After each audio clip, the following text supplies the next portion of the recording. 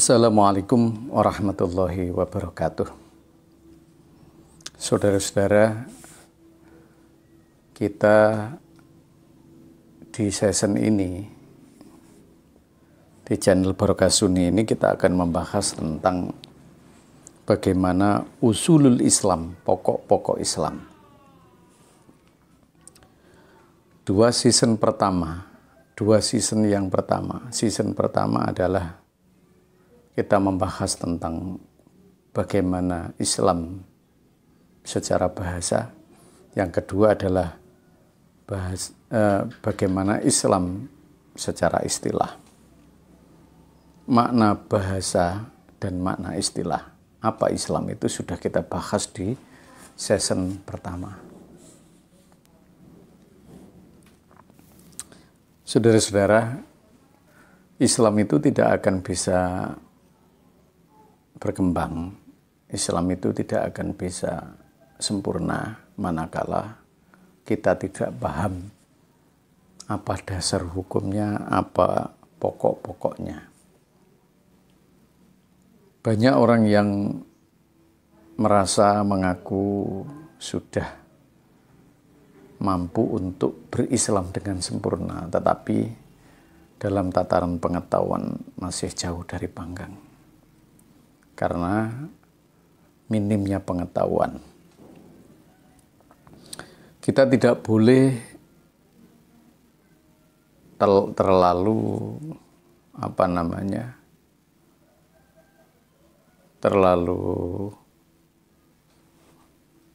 merendahkan tentang pengetahuan. Kita tidak boleh kemudian malas dengan keilmuan. Islam itu dibangun dari ilmu, Islam itu dibangun dari pengetahuan. Tanpa pengetahuan, tanpa ilmu, Islam pun tidak akan bisa sempurna. Apalagi kita meremehkan para ulama, para kiai yang menjadi wasilah, yang menjadi penjelas Islam itu sendiri. Kita tidak boleh hanya dengan melihat medsos, hanya dengan melihat ustadz yang ada di media sosial, YouTube, Facebook, dan lain sebagainya, kemudian merasa sudah baik. Karena kita tidak tahu bagaimana kapasitas mereka menjelaskan tentang Islam. Maka seyogyanya kita harus mendekat dengan para ulama yang mampu untuk memahamkan apa Islam yang sebenarnya dan bagaimana pokok Islam itu. Agar keislaman kita sempurna, dalam sebuah kitab kecil yang sering dibaca di pesantren adalah kitab Mabadiul Fiqhiyah Juz 3. Ini menjelaskan ada 3 pokok Islam. Pokok Islam yang pertama adalah Al-Quran. Al-Quran ini adalah Kitabullahil Munazzal ala Sayyidina Muhammadin sallallahu alaihi wasallam li islahin nas fi dinihim wa dunyahum wa akhiratihim. Kitab yang diturunkan Allah kepada Nabi Muhammad dan disampaikan kepada manusia untuk memperbaiki agama manusia, dunia manusia, perkara akhirat manusia. Ini Quran. Artinya adalah dasar pokok yang memuat tentang bagaimana mengatur manusia memperbaiki agamanya. Jadi agama itu harus diperbaiki, harus diperbagus. Caranya bagaimana? Harus belajar dari Al-Quran. Belajar kepada siapa? Para kiai, para ulama. Tidak mungkin kita bisa kembali kepada Quran saja tanpa ulama. Kalau ada orang yang mari kita kembali kepada Quran dan hadis tanpa ulama, bohong itu. Karena tidak semua orang bisa memahami Quran. Mulai dari cara membacanya saja Quran ada namanya makharijul huruf, ada namanya ikhfa, iklab, idhar. Itu dibuat oleh ulama. Tidak mungkin kita kembali kepada Quran tapi tidak paham tidak paham dengan Quran. Kita akan menafsirkan Quran dengan ilmu kita. Bohong. Man fassarul Quran. Siapa yang menafsirkan Quran ya dengan otaknya sendiri, faliyatabawa maq'adahu minan nar. Ya, hati-hati kalau hanya ada seorang yang mengaku ulama hanya tahu terjemahan tapi dia tidak memahami tentang isi Quran. Kembali kepada para kiai, belajarlah di sana. Kamu nanti akan memahami Quran itu dengan baik. Memahami Quran kok dengan YouTube, dengan Facebook, dengan Twitter. Memahami Quran itu adalah mengikuti penjelasan para ulama. Apa fungsinya tadi? Fungsinya Quran itu, Quran yang disampaikan, yang diturunkan Allah kepada Nabi Muhammad tadi, memperbaiki kehidupan, memperbaiki agama manusia. Yang kedua, dunia. Hal-hal yang bersifat keduniawiaan ini, semua yang kita lakukan di dunia, semuanya harus mengikuti apa yang disampaikan Allah dalam Quran, sesuai dengan penjelasan ulama. Pertama, keyakinan agamanya. Yang kedua, dunianya harus diperbaiki. Cara bekerja dengan baik, cara beramal dengan baik. Yang ketiga adalah akhiratnya.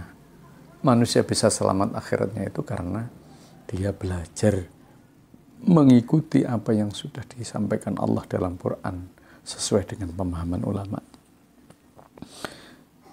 Nah, pokok pertama Quran inilah yang dimaksud dengan bayan ilahi, keterangan Allah.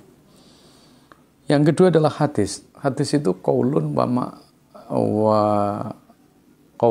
fi'lun wa takrirun. Pertama adalah ucapan, yang kedua adalah perbuatan, yang ketiga adalah persetujuan Nabi. Ucapan dan perbuatan sudah jelas. Kalau disampaikan, dilakukan, dan ditindak oleh Nabi sendiri, namanya adalah hadis. Yang terakhir adalah takriran, persetujuan. Ini yang disalahpahami. Banyak orang yang ngomong bahwa kalau tidak dilakukan Nabi berarti adalah bid'ah. Itu bohong itu. Karena Nabi ada sesuatu yang tidak dilakukan, ada sesuatu yang tidak pernah diucapkan, tidak pernah dilakukan, tapi disetujui oleh Nabi.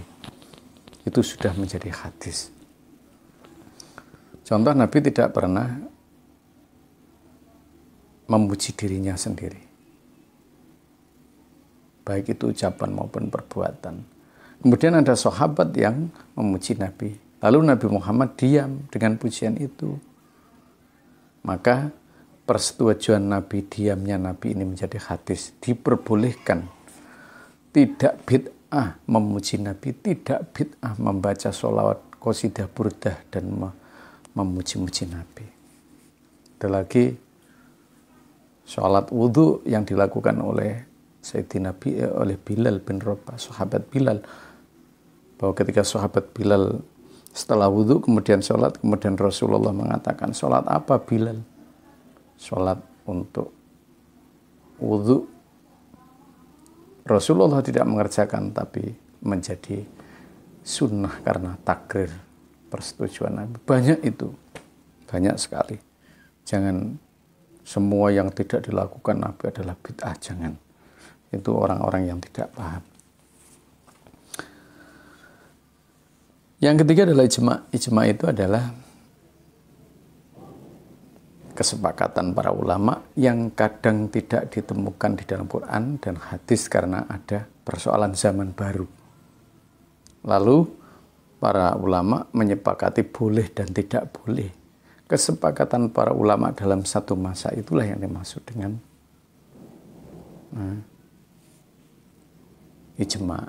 Jadi ijma' itu penting. Di Quran tidak ada dalilnya, di hadis belum ada dalilnya. Semua belum ada dalilnya, lalu disepakati. Nah, kesepakatan Bahsul Masail Ulama ini menjadi dasar pokok Islam. Yang terakhir adalah qiyas. Qiyas itu adalah menyamakan dalil, menyocokkan dalil yang belum ada dalam Quran. Contoh, kalau di Quran itu tidak ada whisky, topi miring, kemudian ada toa, tidak ada, maka dalilnya disamakan dengan minum khomer karena khomer sudah ada. Apa yang dicocokkan? Ilatnya, yakni akibatnya. Kalau khomer itu memabukkan, ya, kemudian whisky memabukkan, maka whisky dan khomer itu sama dalam memabukkan, maka dalilnya disamakan. Karena tidak mungkin ada dalil, tidak mungkin pada saat itu belum ada whisky, tidak ada dalil, belum ada dalil dalam Al-Quran. Kemudian dicocokkan. Artinya adalah qiyas itu, ya, mencari, menyesuaikan dalil yang belum pernah ada dalam Quran, tapi punya kesamaan di dalam akibat. Itu namanya adalah qiyas, menyamakan dalil yang belum ada dalam Al-Quran.